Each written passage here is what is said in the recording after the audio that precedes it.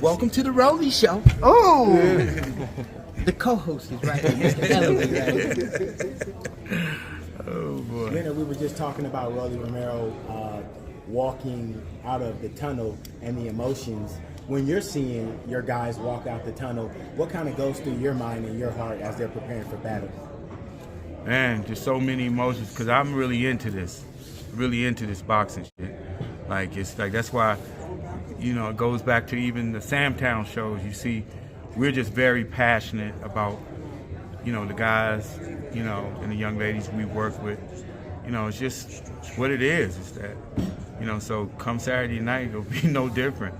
It's just like, my guy, like, better go take care of this business and defend this WBA title and on to the next. Well, how did your, like, you know, impression and perception of Rolly change over the years? Like, when you first met him, did you think this is a wild young dude, and then you got to know him and that changed? Or well, he still is. Right. He still is. Right. Rolly's gonna be Rolly, but as long as you just go in there and, you know, Rolly's a good guy. He's a good guy.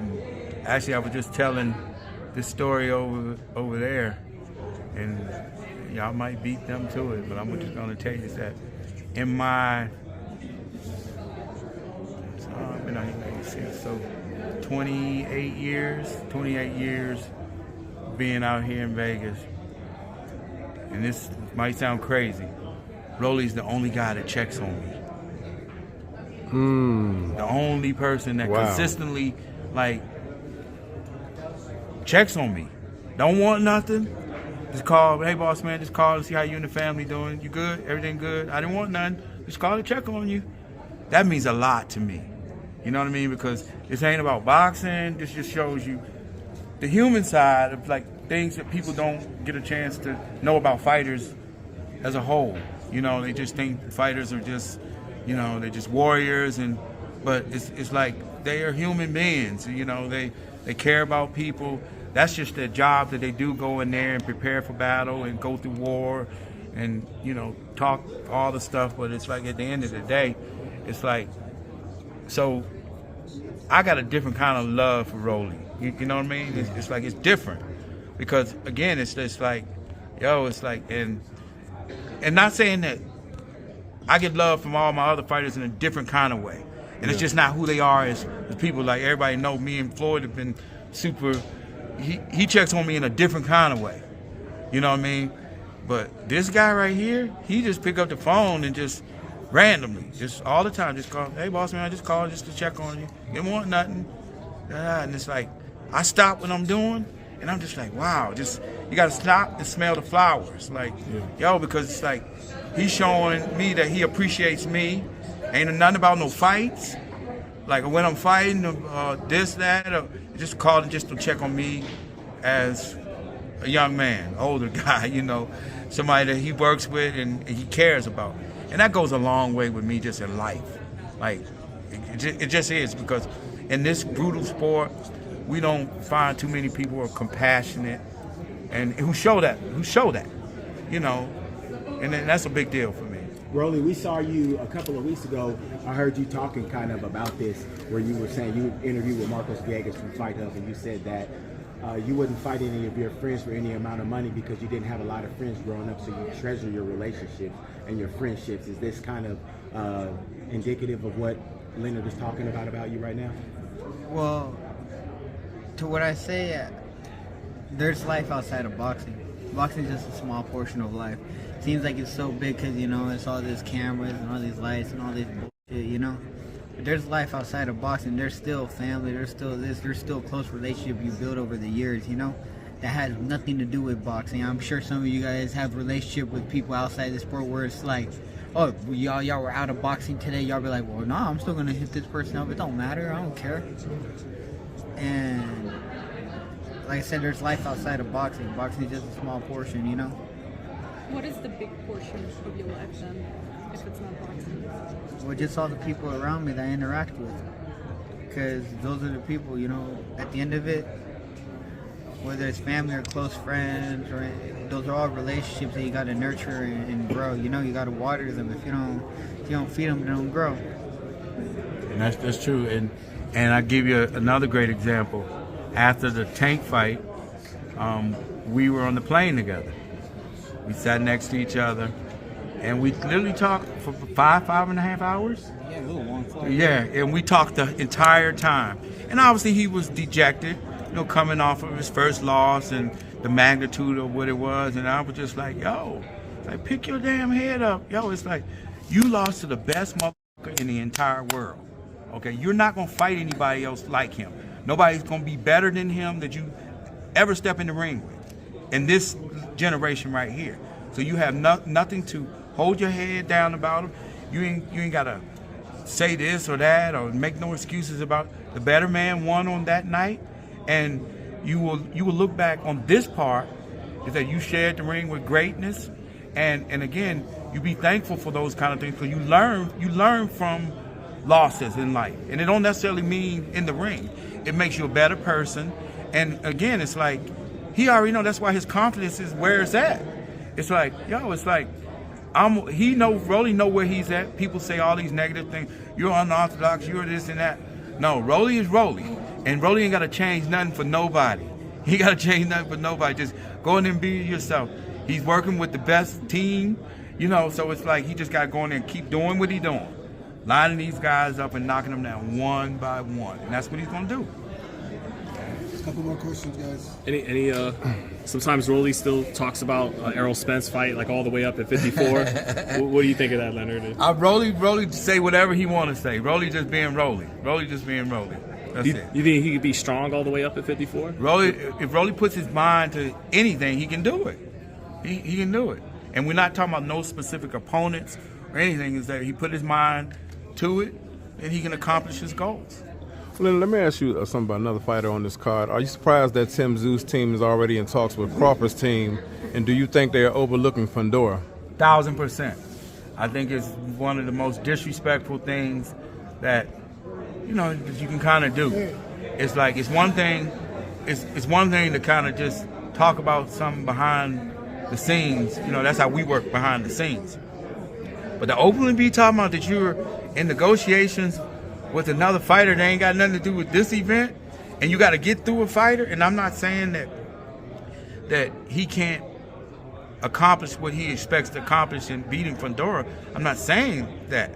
But can you imagine how stupid they're going to look if things don't turn out the way that they think it's going to turn out? You never put yourselves in a situation like that. That's why I always tell anybody that I'm working with, focus on what's in front of you. And Floyd always told me this. He says that if you don't focus on what's in front of you and you get to moving too fast, you fall and you trip up. You fall and you trip up. And that's how the easiest way for that to happen is to overlook someone. Because you know that Pitbull Cruz is coming. He's got to fight the fight of his life. He talking that talk that, I'm going to do this and I'm going to do that. But he know what he up against. He know what he up against. And at the end of the day, he know that he's going to have to come get it. And it's up to Rolly to deny him that. We know that he's coming one way. He's coming head on one way. And it's up to Rolly to make him change his mind and to have him going in a different direction. And I love the fact that Rolly's the underdog in this fight. I love that. He can have fun because not only is he going to win the fight, but he's going to win in impressive fashion. And then we're going to be able to say, I told you so. Rolly, told you so. Why do you think they do have you as a significant underdog? It's all statistics. And also you got to look at it like this. There's a lot of Mexicans, they're going to bet for Pitbull. It's all a money game. The casino's going to make money on the spread regardless. Are they going to get their hearts broken? Every time you place a bet, the casino already made their money. But that way, they don't lose as much. If, whatever, But it's like I said, it's all the statistics. Sure, you really want me to go into the details of sports gambling and how it works. But like I said, it's all just statistics. What's up, Rolly? It's not enough people over here. They left. Rolly, Hey, listen. Hey, Rolly. Hey, Rolly, listen. Hey, listen. There's not enough people over here. Hey, Rolly, Pitbull, man, he's hard to catch clean, man. Even Tank wasn't really able to do that. So why are you confident you're going to be able to find the knockout blow? Can we get another question? Oh, man. Okay, what was his reaction to the chain? You were all in his face with the chain. I think he was First off, happy. I think he liked it. How much it cost? Not enough. Can we see the chain up close? Can you put the chain in the camera? And that's really inspired by his face. How'd you get the mold for his face? And who did that chain? My friend Des in Hawaii with GS and Co. Is some of this stuff like by design to psychologically get under his skin? I think he likes it. Why do you think he doesn't seem to like it to us? He seems pretty pissed every time. I don't know. I think he likes it. You think he's a fan of Rolly? Yeah. Hey, you You better said be a Rolly fan. Shit, I give him an opportunity to make some money. Hey, you said you moving up to 147 after this fight. Do you want to fight Jaron Ennis at I'm 147? moving up to 54. I want Errol Spence. I'm not taking my mind off that one. chasing Errol Spence? I've been trying to get that fight forever. Y'all know that. You know, Earl Spence is on his way out here. He's coming to Vegas. You know that, right? Good. Good. So one day will we see you and Earl Spence up on the podium? Hopefully you should. Hopefully. Why is Spence just continue to be that fight that you want?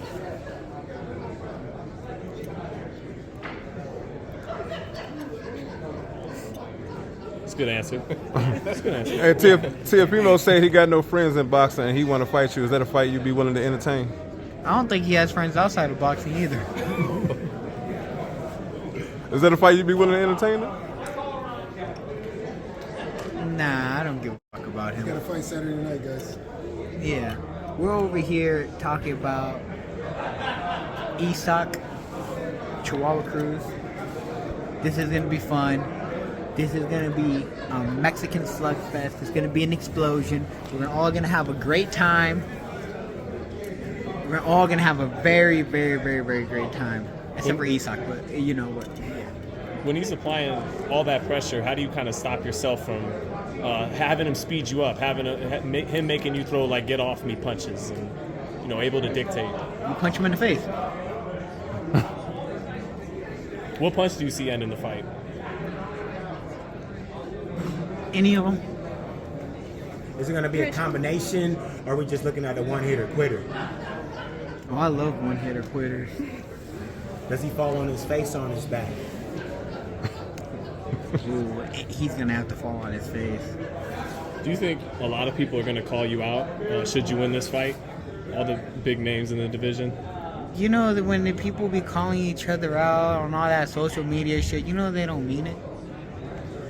How often do you see that shit actually happen? Very rarely.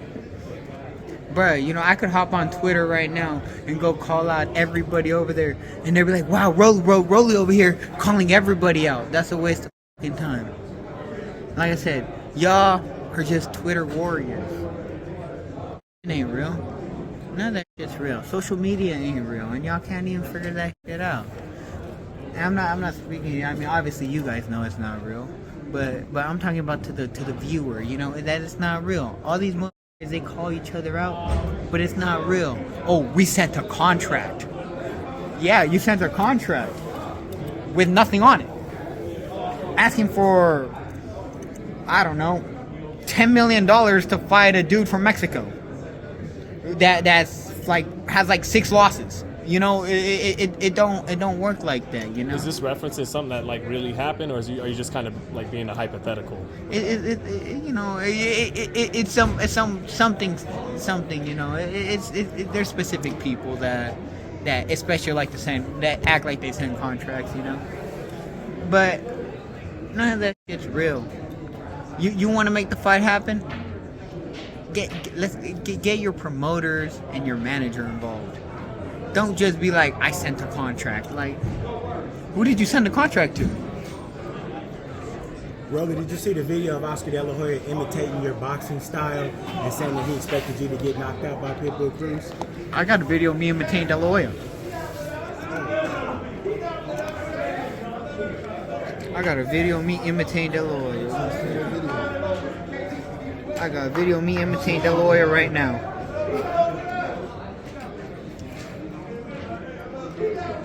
Where is it? It's gonna be like a 10-punch Olympic Oscar flurry, right? It's gonna be Rolly's version of that. There we go.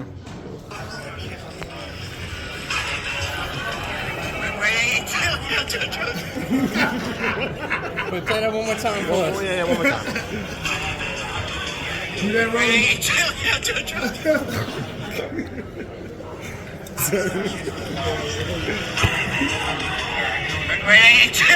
Oh, referencing that Oscar does cocaine. That's what that video is. Is that what that was, Rolly? Yeah. Yeah, I told you I got a video of me imitating the lawyer too. It's not that difficult. I don't have the other videos of me imitating him though. I most definitely would not do those. Did you like him growing up though as a fighter? Like, you know, before all this happened? I liked it when he whooped Fernando Vargas' ass. Yeah, I like that one.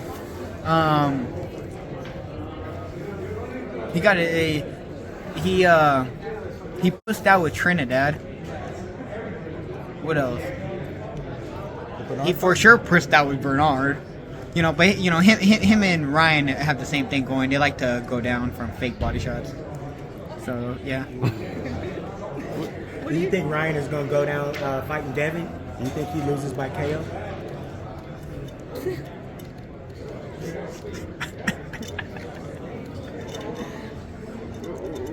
Where the rubber duck noises at? Where the rubber duck noises at right now? Is that in reference to punching power for Devin Haney? Anyways. Well, that question. Oh, fuck. Okay. Well, what else are we talking about today? You guys never asked me about me. You guys only asked me about boxing. Ask me how I'm doing. Well, what are your plans after you beat Isak Cruz? What are you going to go do? I think I got another 12-round fight. Yeah, I probably got very shortly afterwards. I might have a 12-round fight. Anybody want to see you after this fight? You know, you win this fight. Is there anybody specifically you want to see? Why after? are we talking about boxing? Like outside of boxing? Wait. No, I don't want to talk about boxing. Talk to me about something. What about Immortal Technique? Immortal Technique. Yeah, where is he? He was supposed to be here. What's your relationship with him? How'd you guys link up? Like, cause he's an OG in the Hey, rap game. I tell you like this, he's one of my all-time favorite rappers. I tell you like this, you know, and I'm not even exaggerating. He's one of my all-time favorite rappers. What's your He has favorite that song song, from Immortal yeah. Technique? You never know. Never know. Yeah, 'cause you never really know what you got until it's gone. That's the one when his girlfriend died. Is that right? Yeah, Let's go. yeah. That one hurts me every single time.